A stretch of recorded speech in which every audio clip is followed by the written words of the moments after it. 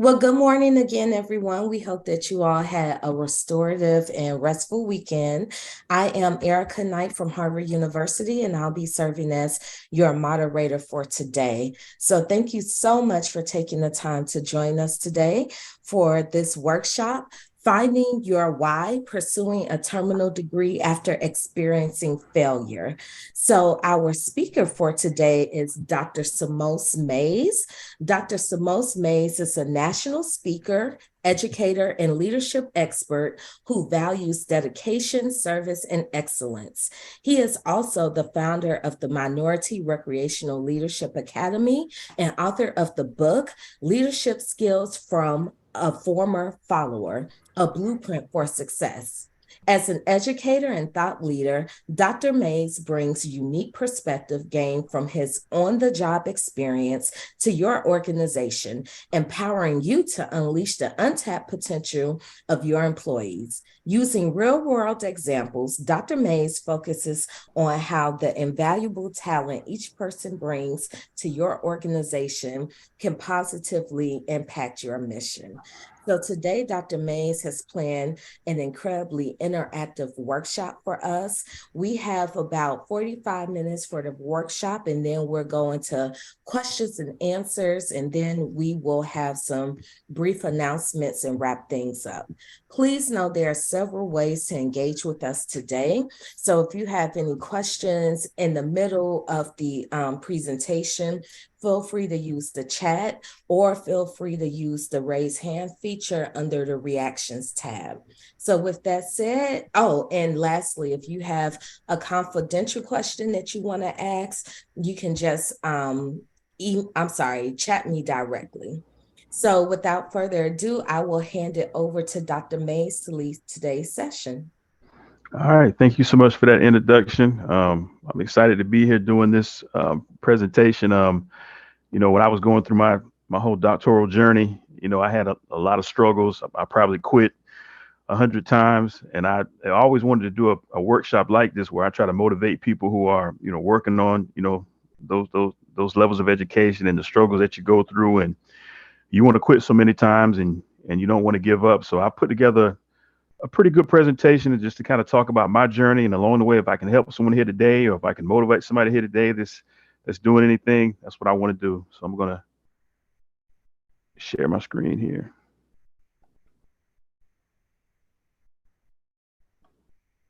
Let's see.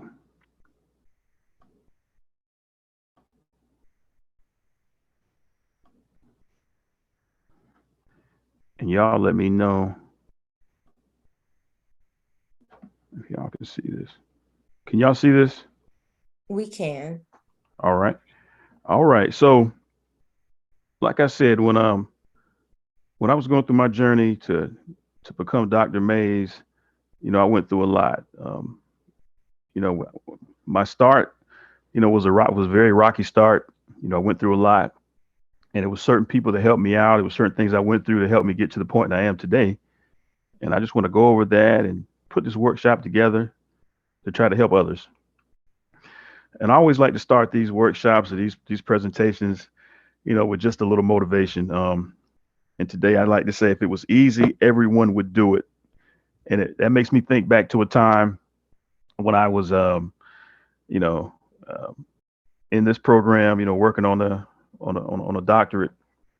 And a lot of times when you're working on that doctorate, it's a very, very lonely time, because most people who have that already don't want to experience or go through it again. And the people that don't have it aren't trying to do it. So it's a very, very lonely journey. And I remember a good friend of mine named Eugene Smith. Um, I was telling him what I was going through and the struggles that I was having, and you know, and and I thought he was gonna feel sorry for me that day. And he said, "Hey, brother, if it was easy, everyone would do it." And I think when we talk about experiencing failure as we work on terminal degrees, we have to understand that it's a very rigorous process. And I think a lot of times when we achieve the goal of accomplishing this mission of getting our doctorate, I think sometimes we may forget what we went through. But I always wanted to go back and help as many people as possible to reach that goal, to reach that level, and to let them know, no, it may not be easy, But hey, if it was easy, everyone would have a doctorate, right? So I remember, going through the program and all the challenges that I faced, and I remember one particular night, um, when I was in the core portion of the program, and I was taking doctoral level statistics. And man, I was like, this is just impossible. Like I'm too deep in the game to understand these things, and I'll get to that in a minute about my journey and how I came to actually getting a doctorate. But I had things like this: is nothing is impossible.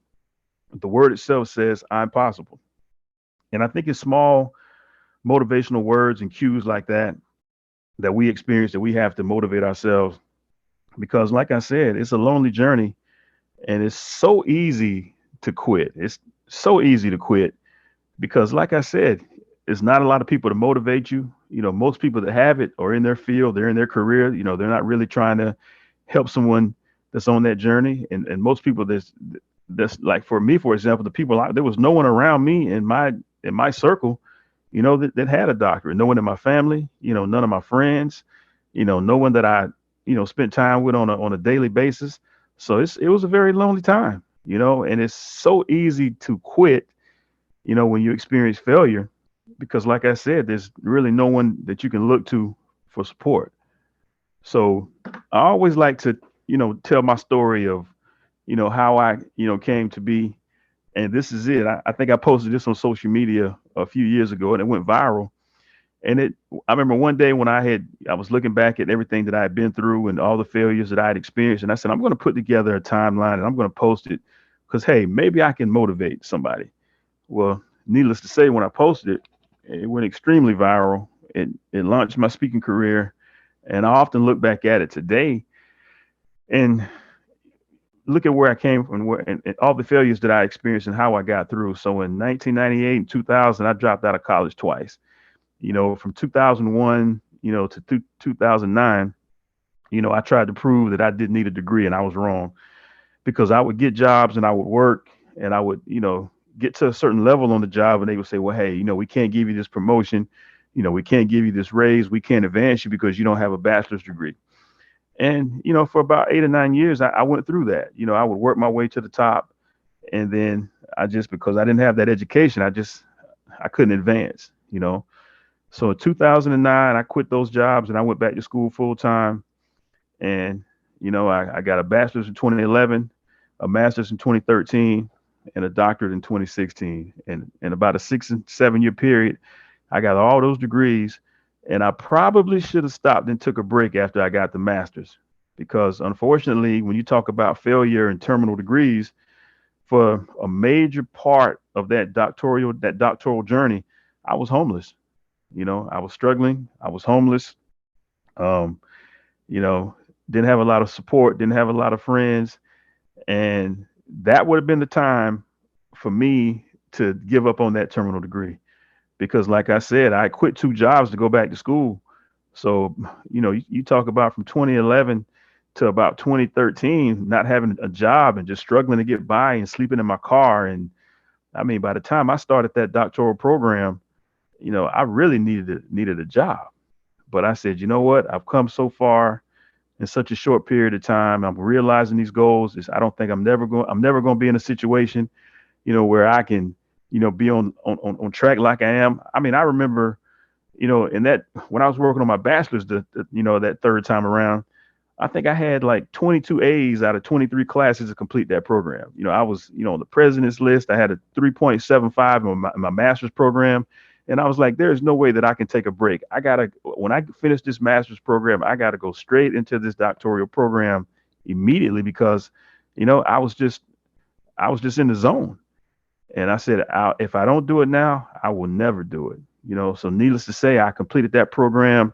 I think I started, oh my goodness, I started late 2013 and I was done early 2016, record time, and I said, you know what? One thing that I will not do is that I will not take this for granted.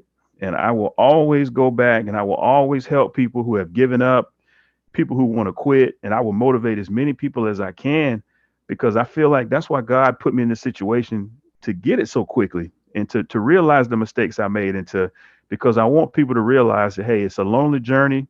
You're going to want to quit, but listen, sometimes when failure, you can learn from that. And we'll get into that a little deeper into the workshop. But, sometimes, and I'll say this about failure. What you realize is failing means you tried. You can't fail without trying. So we just have to learn, from those lessons. So like I said, this was something that really meant a lot to me to get through the program like I did and to be able to give back now and to motivate others so much. And then in 2017, I actually became a professor at that same university that I dropped out of twice. And that was a very, very a special time in my life to go back to that university and to lecture because I had dropped out of it twice. And I think I really came full circle when I did that. Right. So when we talk about finding our why, I remember, oh, it was about 2013, 2014. And I met someone really special when I was in that doctoral program, and it was my wife, you know. And I remember we went out on a date, and and I remember telling her, I said, "Look, just letting you know, I'm homeless. I'm working on this doctorate, but hey, I just want you to know my circumstances." And listen, she didn't bat an eye, and she doesn't even realize that the love that she showed me and the support that she showed me. I would never quit that program because of her, because she accepted me for who I was. And I said, you know what? She doesn't know this, but this is going to be my wife one day. She is my why, no matter what I go through. And she is so hard to please. Oh my goodness. I think that's what you have to have. You got to have, somebody to, and I said the wrong thing. She is so hard to impress, right? I mean, no matter what grades I would make or what I would do, she's just so hard to impress. And I think that's what really pushed me to finish so quickly, because I really wanted to impress her. And I remember I wanted to quit, and she would just laugh at me. She's like, "You're not quitting. I'm not even entertaining that. I'm not even going to entertain that you're going to quit." So when you talk about finding your why, she's my why. She's the reason I'm a motivational speaker today. She's the reason, that my faith is so strong. And, just having her in my life, during that time and during this time means so much to me because she motivates me so much. And like I said, she's so hard to impress. I think it's like, that's the extra push that I need, you know, to be successful. Right. And listen, when we experience failure, like I said, um, it's okay, because if you're not failing, you're not trying. And I remember, when I was going through that whole process of, the dissertation phase and all those things, and submitting those things to my dissertation chair and to all these people that would review these things, and they would send it right back. No, this isn't right. This isn't right. This isn't right. And when you say fall 7 times and get up 8, it's okay to experience failure. It's okay, to be denied. Just don't quit. And that's why it's so important, when you are going through these things, because you learn so much about yourself. You learn so much about your drive. You learn so much about, things that you can endure. And I learned so much about myself. And I learned that, what, I'm going to be a person that's going to be a very motivational person. Everything I do is going to be about motivation, because there's enough people out here being negative. But if I can be that one person and God puts me on the national stage to motivate people, that's what I'm going to do. So when you say fall 7 times and get up 8, it's okay to experience these failures. And I don't think I know one thing that you have to do, when you're, working on these personal goals, is sometimes you have to take time out for yourself. Don't compare anything you're doing to anyone else. It's only going to set you up, for disappointment. Don't worry about, because this person has that, or this person has it. Worry about yourself, because one thing about it, you never know what a person went through to get where they are. Just like no one will never know what you go through. I'm very transparent about my life and the struggles and the things that I've been through, things I've gone through recently. I'm very transparent about them, because I want people to know that, hey, I'm not perfect. I make mistakes. I learn from my mistakes, and it's okay to make mistakes. But as long as you learn from your mistakes and you improve, it's okay. So never compare where you are in life to someone else. That's going to set you up for a different type of failure. You're going to, be disappointed. You're going to get down on yourself. You're going to lose your confidence. So just worry about where you are. And somebody asked me the other day, they said, well, Dr. Mays, you've accomplished a lot in your life. You've done some great things. You've motivated a lot of people. What's your greatest accomplishment? And I quickly replied back, my greatest accomplishment is the next one. I want to keep striving. I want to keep trying to be great. But at the same time, being a leader, I want to be a transformational leader, and I want to be the person who helps people understand and do things they never thought they could do. That's the journey for the duration of my life, is to try to transform people into being great. And that's why I created this workshop, is because, hey, if there's someone that's thinking about, going after a terminal degree, it's listen, I remember, um man, I really had no one to motivate me. I remember when I was thinking about entering a doctoral program, and I asked somebody about it. They was like, what do you need that for? You're going to be overeducated. I'm like, I've really had no one, to motivate me. I mean, why would you tell somebody something like that? Why? Because you don't have it, because you can't see yourself doing it. And I think that's why it's so easy when you experience these failures to give up, because there's really no one to push you. And that's why we're going to talk a little bit about self motivation, because when you're going through these things and it's a long night and you got papers to write and you got things that you have to do and you have deadlines to meet, no one is gonna motivate you like yourself, right? And listen, life happens. Turning backfires and misfires into teachable moments. Man, so many teachable moments when you're working on a terminal degree, because like I said, I've done research on this, and I know that there are a lot of students who were, terrific in high school. They were great in their undergrad and graduate programs, but for some reason they just can't get through the doctoral phase. They can't realize that dream. I mean, and then you got somebody like me who was a knucklehead that, made decent grades in high school, dropped out of college twice, and I entered a doctoral program and completed in like 2.5 years. And you say, well, why? How is that possible? Because it's possible because the current state of where you are in your life and what you're going through, it shapes you. Because I didn't worry about what someone else had, I didn't worry about what someone else was doing. I was completely entrenched and focused on being the best person I could be and competing with myself. When you compete and you try to be a better person than you were yesterday, that's exactly what I did when I was working on that doctorate. I was trying to be each day I was trying to be better than I was yesterday. And that's why I completed it so quick, because I wasn't worried. I had tunnel vision. The finish line was all I was focused on, and I wanted to learn from my mistakes. I probably aggravated the professors. I aggravated my my dissertation chair. I mean, I was reaching out to them when they weren't even thinking about me, because I had tunnel vision and I just wanted to be the best student that I could be. And I remember when I was having a conversation, because I had forgot all about, graduating and completing the dissertation. I was just enjoying the journey. And I remember very distinctly one day, me and my dissertation chair were having a conversation, and she was like, Dr. Mays, I got to go ahead and get you set up to defend. And I said, huh? She said, yeah, your defense day. We got to get that set up here in the next month. And I was like, wow, I'm actually gonna finish this thing, because I'm gonna be honest with you all. I had the tunnel vision of completing the finish line and getting to there, but I really enjoyed the journey so much that I turned sometimes a rigorous or a negative experience into a positive experience. And what they say, when you're having a good time, time goes by fast. I really, really, really enjoyed working on that doctorate, because I knew that when I completed it, that I was going to be different. I was going to be somebody that motivated millions of people to be great. I was going to have college dropouts come back. I was going to have people who never experienced college go back.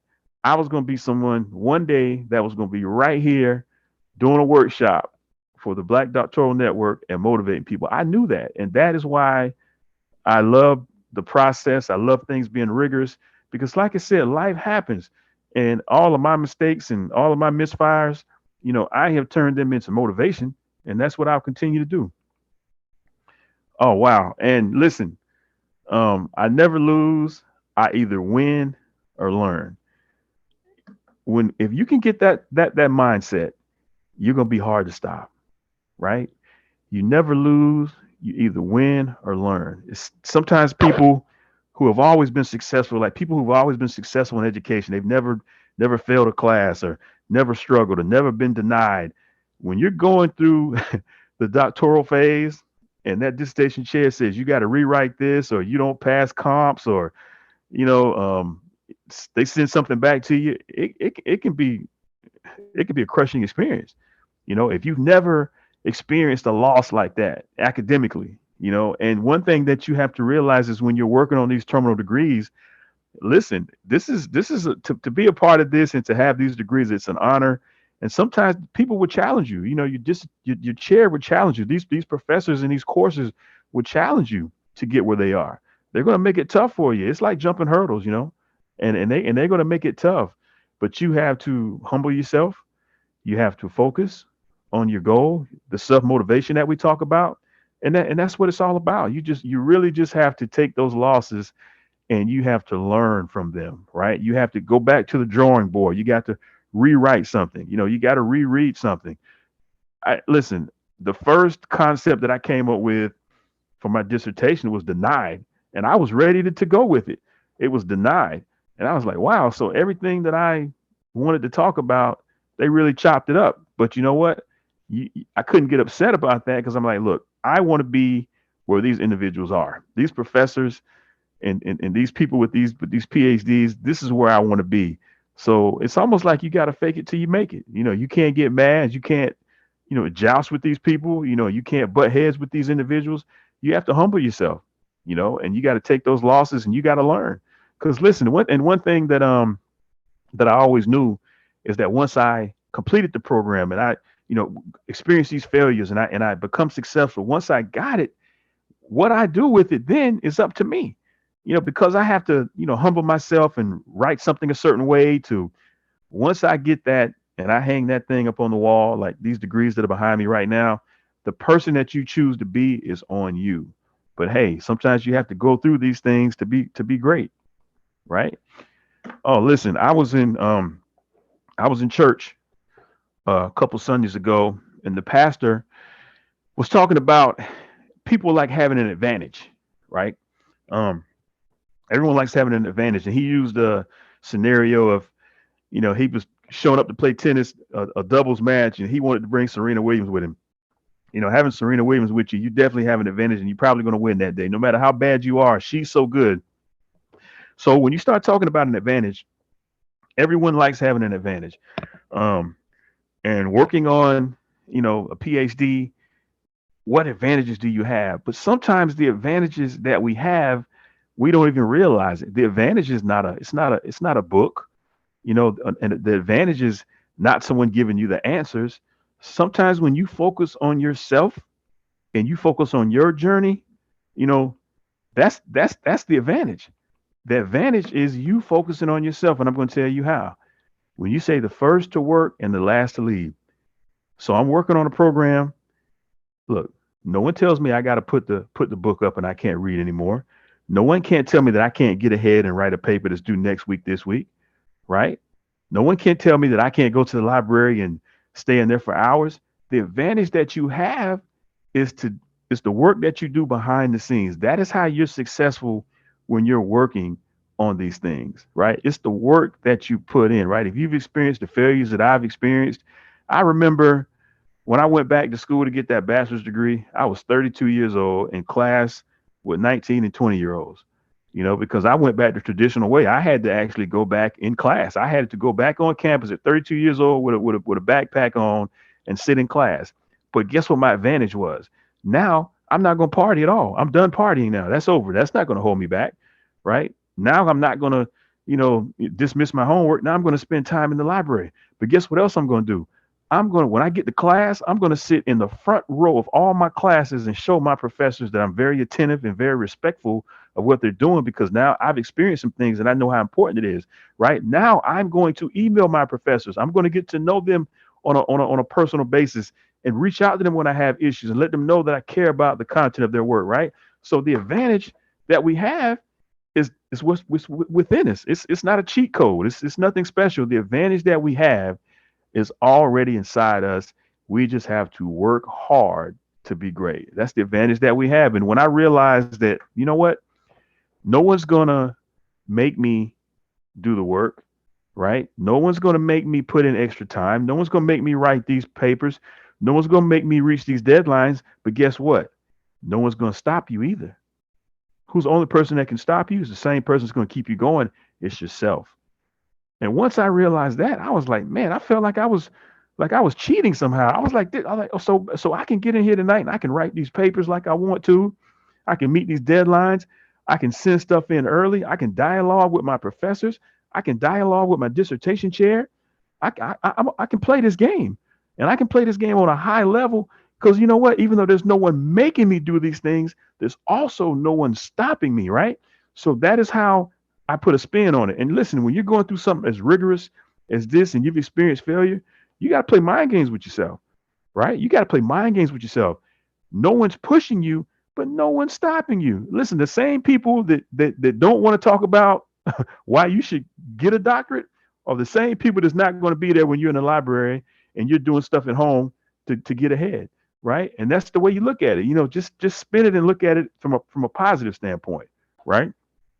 And the way I started looking at myself, I started looking at myself as a superhero. Honestly, I honestly did because I was like, look, I failed. And listen, and I ask people this all the time. I literally hit rock bottom when I dropped out of college twice. When I went back to get my bachelor's degree in 2011, no, in 2009, when I went my first day back, sitting in there with my advisor, I had a 0.29 GPA from dropping out twice. 0.29. My GPA was so low from all these failures that I experienced that my first semester I was on the president's list, right?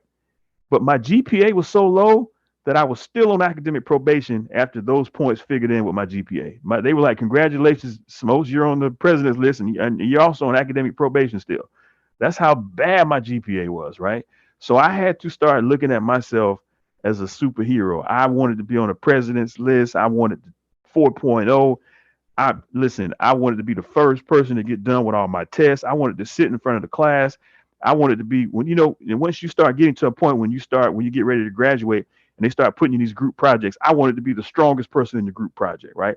I wanted to be the person, that was a spokesman for our groups. I mean, I literally put a cape on during all this stuff, right? Because I knew that if I did these things on this high level, it was only going to transcend into the person that I am now. Because listen, when I looked around, I didn't see a lot of people that looked like me that were motivating people, that were not worrying about money, but worrying about motivating. I didn't see people, that making good grades and instead of bragging about it, telling people you can do it too. I didn't see that, So I was like, listen, man, you know what? I'm going to take this and I'm going to be a superhero. I'm going to be a positive person.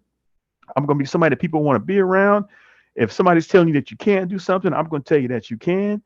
And not only was I motivating myself, but I was preparing myself to motivate millions of people, right? So all the failures that I went through in finding my why. So I found my why. My why is my wife. That's my why, right? But the self motivation to be great transcends everything because now I want to be a person that when people want something positive, go to my Facebook page, give me a call, reach out to me. I'm always going to tell you something. Even if I'm having a bad day, I'm going to tell you something positive, right? So that is why I talk about, when you experience failures and you're trying to find your why, it's all about interpersonal skills. So I remember when I might have been in my master's program. I was in class and I saw something about interpersonal skills and it just, I don't know, but I don't know if God just, sent me something that day, but I was looking at the board and the professor was talking about interpersonal skills and nobody in the class even paid any attention. But I said, interpersonal skills. What are interpersonal skills? So I said, you know what? I'm going to do a little independent research and I'm going to figure out what these interpersonal skills are because it was just interesting to me. And those are the skills that you use to understand, communicate, interact, and relate with other people. I said, you know what? If I'm going to be this motivational speaker and I'm going to be this positive person, I need to understand how to reach people, right? So I need to develop my interpersonal skills. I said, because listen, when I get out of this master's program and I get into this doctoral program, I'm going to be, working with other people. I'm going to be working with dissertation chairs and advisors and all these things. And I said, I really need to start, developing my skills, right? So when you talk about interpersonal skills and you talk about when you experience failures and you're trying to, you know, be better and you're trying to learn and you're trying to find your why, I found out that it wasn't about other people. It was about developing myself. Because when you're trying to find your why and you're trying to be a dynamic person, the skills that you portray, the skills that you use to be great, ultimately makes your journey a lot easier. And I had to understand that. So, and I remember looking at this graphic years ago. So it was ways to improve your interpersonal skills. Be appreciating. Listen, when you appreciate things, and it's always a thank you, and you appreciate people, people like being around people like that, and I would always thank my professors. I was like, thank you for this, you know, thank you for this opportunity. If I didn't do so well, hey, I'm going to do better next time, but thank you for helping me. And they appreciate that, right? Pay attention. Listen, we just talked about the advantage. And sometimes paying attention is the advantage, right? When you have that tunnel vision and you're focused on the finish line and you're focused on the goal ahead, paying attention. I just told you, I sat in the front of all my classes. When I was working on the doctorate, I didn't want to fail. So I spent so much time in the library writing papers, right? And listen, I told you I was homeless during this time, right? And I didn't even have a laptop. I had to go to the library. I didn't have the money for a laptop. I didn't have a place to sleep. I slept in my car. So I spent time. They had to kick me out of the library, because that's where I was. I was in there writing these papers, right? Practice active listening. When you listen, to what people have to say and you give people a voice edgewise, bringing people together. That's what we're doing right now with this workshop, resolving conflicts. And we'll talk about that, fighting fire with water, communicate clearly, humor people, got to have empathy. You got to care about people. Try to smile as much as you can. Don't complain too much. And when I put all of these skills together, I'm going to honestly say that my doctoral journey was actually smooth sailing because I figured out that all you have to do is develop yourself and it helps you to deal with other people. Because listen, you're not going to get mad. You're not going to get mad at people when people try to hold you back or people tell you something negative because you know within yourself what you're capable of. No one's going, when you develop your interpersonal skills, no one's going to tell you what you can and can't do.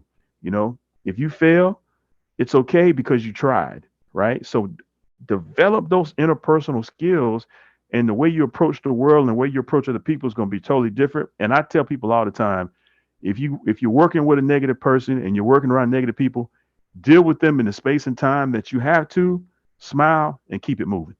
You don't have to be around that, and you don't have to engulf yourself in that. Focus on what's important. And I remember a wise man told me one time, and I used this when I was working on my terminal degree to get through it quickly. He said, listen, when you have conflict, don't fight fire with fire. The fire department usually uses water. So you know how easy it is to smile and to keep it moving, to focus on something positive.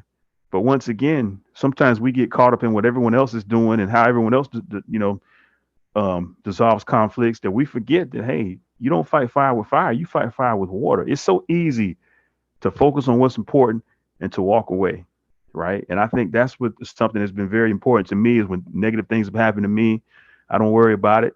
I focus on something positive. I focus on motivating others. And I tell you, at the end of the day, doing a workshop like this and helping people is so important to me because there's people out there that are just one step away from accomplishing that goal, one step away from getting back in school, one step away from getting that degree. And all they need is to hear something positive. And they just, there's no one out there that's going to tell them something positive. There's people out there that have the things and they don't want to share the information. They don't want to help the next person. Oh no, I did it. You do it your way. No one helped me. And we got to have somebody and people in this world that's willing to reach back and to pull other people with us because what? Leaders develop more leaders, right? So listen, I hope you all have some great questions for me. That's the workshop. for the most part, I'd like to dialogue with y'all now. We can talk a little bit and just talk about, where you are, and, if this helped you out, and just focus on these things. Right.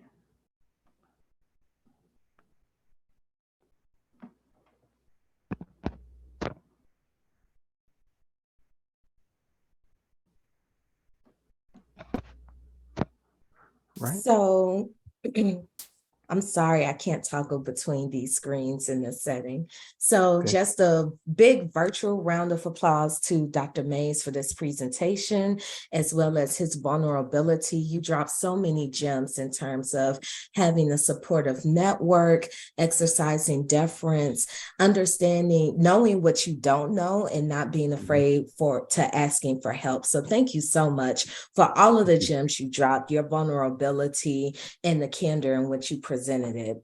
So we are now at the question and answer period. So you can use the raise hand feature, or you can feel free to put your questions in the chat. So we will start with Christopher Noonan. How you doing, Chris? Hi, good afternoon.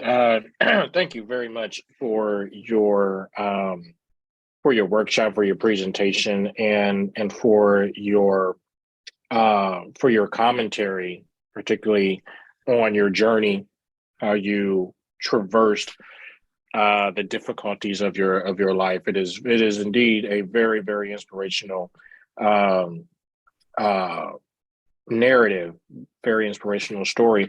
And in many ways, I felt personally inspired because I share Dr. Mays in some of your particular journeys.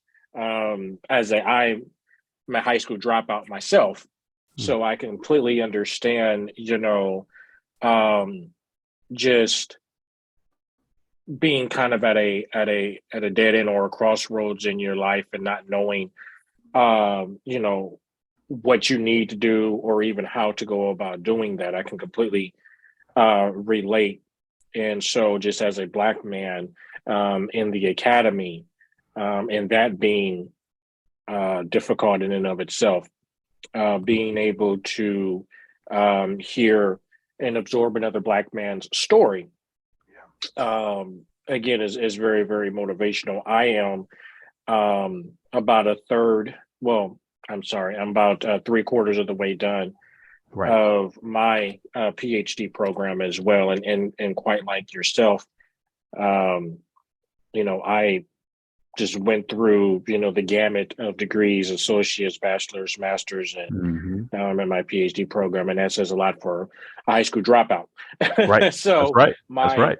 my with that said, my question to you is, you know, when you encounter young Black men, let's say, early 20s, early to mid Mhm. 20s, who are on their journey, and yet are they're not sure if if uh, if college is for them, or they just need that motivation. Like, what are some of the best ways in which you are able, to bring the best out of these young men? You know, that's something that I would like to learn as well, so that way I can also impart the same wisdom to individuals that I come across as well. So. I think what I've done in my journey is I like when you talk about young men in general, I try to preach them to be as diverse as possible. I mean, listen, you may be good in athletics, you may be good as a with computers, you may be good as with different things, but I try to tell them to be as diverse as possible, because all these things that you go through are going to benefit you one day. My son is a great track and field athlete, but I tell him all the time, I say, listen, that's only going to get you so far. One day you're not going to be Mhm. able to run anymore, and you have to have something behind you. But I also tell, when you talk about young Black males, that, when I just told you about the tunnel vision, and sometimes you don't have the support of people around you because it's so easy for them to tell you, why are you doing this? Why are you doing this? They have Mhm. to understand that you have to focus on your personal goals, with the interpersonal skills, focusing on what you like. you would think that athletics would be the way, but there's a lot of young black males who, from an academic side, just don't have anybody to bring that out of them, and they love these things, but there's no one to talk to about it. So people like me and you have to relate to them on two fashions. Okay, athletics is great, these things are great, music is great, but hey, how do you feel about science? How do you feel about history? How do you feel about mathematics? You thinking about maybe going to law? So you have to show them, me and you, people like me and you, we have to be diverse and be able to relate to them on different levels. Because listen, it's got to be opportunities for them to hear about things other than what they like to do. What about the things that you really want to do, but you're afraid to talk about because there's no one there to relate with you? So that's what me and you have to do, is to bring that out of them, to let them know that, hey, it's cool to, for the athletics, but it's also very cool to have these degrees, right? Right. Right on. Okay. Thank you very much. I appreciate it. Thank you.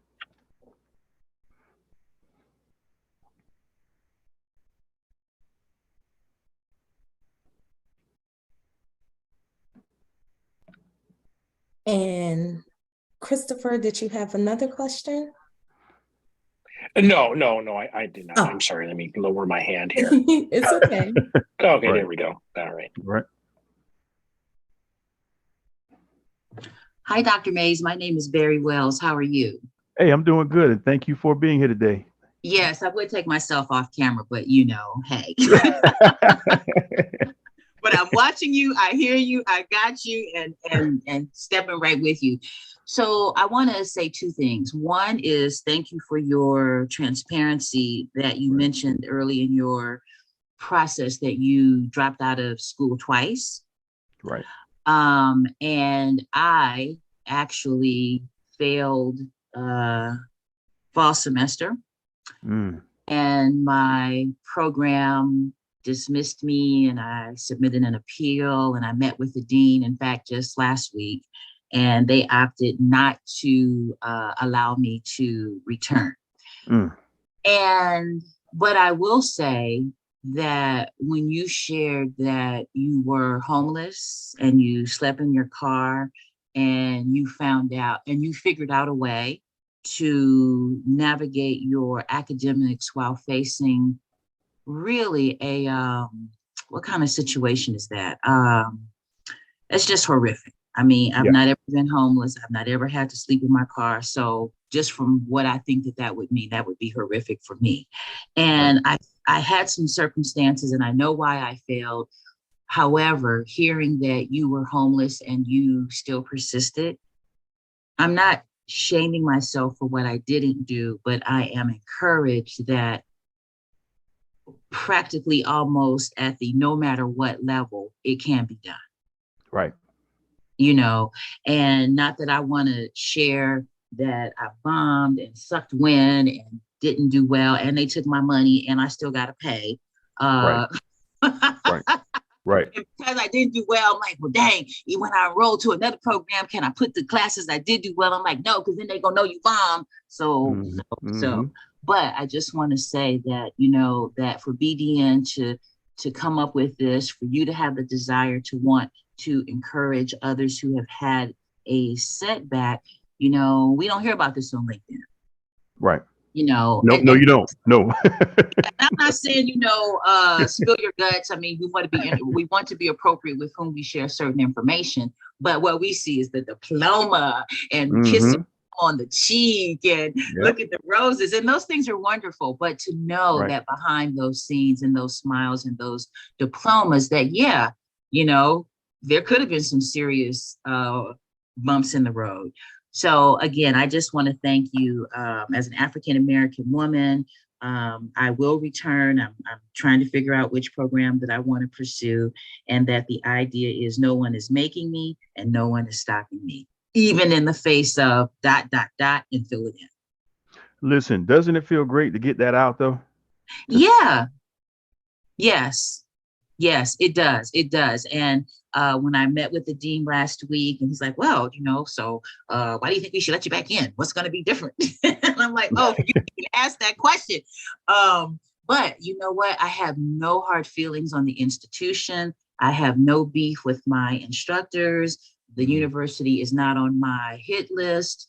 And I'm grateful for that. I'm grateful that I don't feel the need to either smoke them, or nor do I feel resentment in my heart toward them. You know, it's like, okay, lesson learned, and do what you got to do and press on. And you know how you're going to defeat them next time? Mm. You're going to defeat them by getting the work done. Right? Yes, yes, yes. That's And even if you get the work done and it's not up to par, I actually, in reflection, some universities and some instructors will allow you to redo it. right. You know, not everything, not all things, but for those big things. So, and again, I don't want to be the marginal, just getting in by the skin of my teeth. Like when you said, when you were in a group, you wanted to be, you know, not necessarily the top dog, but I want to be at my A game. So getting Right. assignments in, getting them in early, planning, all of those things help. Right. All of those things help. So yeah, don't get me wrong. I did feel like my little top lip was a little puffy Wednesday. It was a little puffed up on the side. Hey, listen, I tell people all the time, you know, when you hit rock bottom, there's only one way to go, right?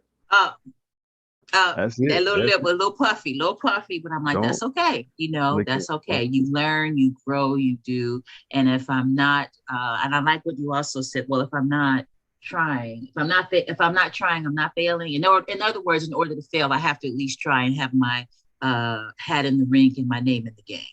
You have to. I got so many certifications. It took me 3 or 4 times to pass those things, and I'm proud of every time I took it and failed. You Yeah. know, because like I said, I'm not perfect. I'm not trying to be perfect. I make mistakes. I've not always been the best person in the world, but I'm trying. And like I said, when we learn from these mistakes, as long as we learn from these mistakes and we go back and try to help others, and listen, in your situation, when you get it, and we're gonna celebrate that when you get it, Yes. go back and help somebody, because it's just people out there that want to talk about this stuff. Because like you said on LinkedIn, all we see are the accomplishments. You know, Yes. we don't see the struggles, but I'm gonna tell you the struggles, because I know Yes. there's more people struggling than people just breezing through. You know, Yeah, and this kind of forum makes it possible to be informed that, hey, I'm not the only one, and that B, that you don't have to allow that difficulty, that setback, to keep you back. right. You know, let's learn from that. Let's figure out how we're going to do it differently and get back out there, get on the horse, and make it happen. So, Hey, listen. Now you know what you just said was a workshop about getting on the horse and making it happen. So what I need you to do is I need you to put that presentation together. You need to be submitting to BDN and doing a workshop, because people need to hear about somebody that's being transparent enough to admit that they failed. But hey, I failed, but I'm going to get it. Man, that's people need that. I need that. well, You know, okay, so October is the annual conference. So that's right. if I'm admitted by the if Dr. Taylor is listening, if I so you guys have to hold me accountable. Wait a minute, wasn't that the lady on the call back in March talking about? So That's right. if by October I am in and I'm on my way, I will be happy to share that, because yeah, we can encourage and our tests help build our testimonies, which are not only for us, but it's for the other person who's listening, thinking, Right. wow. And you know what you do? You're going to heal so many people, but you also heal yourself. Yes. Because I can tell you feel so much better. I'm gonna be scared. The next paper you got to write, I'm gonna be scared of that paper. You should be. It's gonna be cited, quotations, indent, left hanging. Hey, so I'm doing my job as a transformation leader. This is what I talk about. My job is to help people do things that they never thought they could do, or to bounce back. So that's what I'm doing right now. Even with you, that's what I'm trying to do, just to motivate. You know, I don't even know No. you, but I just want to motivate you. Well, no, and I appreciate it. And are you on LinkedIn? Yes, ma'am. I am. I'm on there. Okay, good. Well, but I will put my info in the chat. I'll send you an invitation, and for the other participants, so just thank you for your transparency, and you're willing to, and it helped me to stop thinking, my situation, it was, so pitiful. Well, yeah, it was hard, but this brother talking about he was sleeping in his car. So again, it's not about measuring, mine was worse than yours. It's not about that, but it is about hearing, my goodness, if he went through and got through with that, wow. Okay. So again, thank you. I don't want to dominate. There may be some other people who want to check in with you, but well done. And I appreciate your service today. Thank you so much. Right. And we're going to take our last question from D. Smith.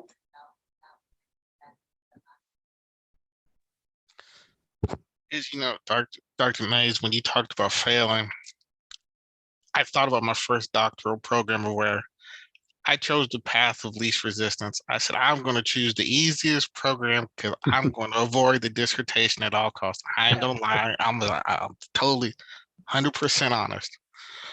I didn't want to write a dissertation. Right. And when I got through the coursework 4.0, and they say, you're not writing a dissertation, but when you get to the point of where you're writing your project study, they want you to write a dissertation. And we weren't trying to, it's like, well, wait a minute. We spent all this time selling, not writing a dissertation, got stonewalled, ended up leaving, chose another university. And one of the first things I told the admissions lady, I said, I'm gonna be honest with you. I chose a university because I didn't want to write a dissertation. Right.